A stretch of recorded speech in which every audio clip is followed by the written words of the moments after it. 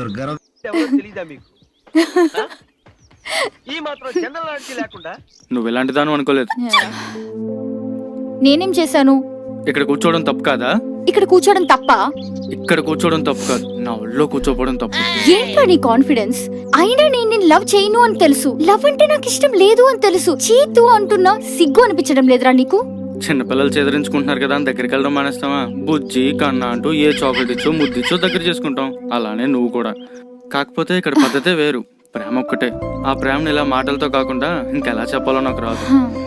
కాకపోతే ఇక్కడ నిజం ఏంటంటే ఇలాగే ట్రై చేస్తూ వెళ్తే ఎక్కడ పడిపోతావు నీకు భయం, వదిలేస్తే ఎక్కడ దూరం అయిపోతావు నా భయం. ఇద్దరు ఫీలింగ్స్ ఒకటే. నీది కన్ఫ్యూజన్ అయితే నాది ఇంటెన్షన్. ఆ ఇంటెన్షన్ లో కూడా నా అటెన్షన్ 24/7 నే కోరుకుంటుంది, నువ్వే కావాలంటుంది. అక్కడ పడిపోయినా నీకు. మరి రిప్లై ఎప్పుడు ఇస్తావు? నేను ఇవ్వను.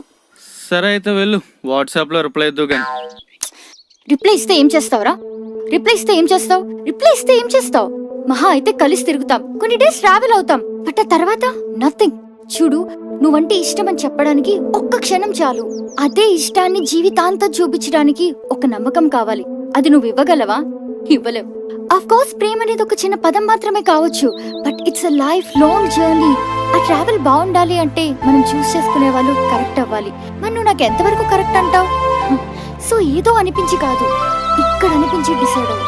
బికాస్ ప్రేమ అనేది చిన్న పదం మాత్రమే కాదు, అది రెండు మనసుల్ని ఒక్కటి చేసే గొప్ప బంధం కూడా. సో ఆలోచించుకో.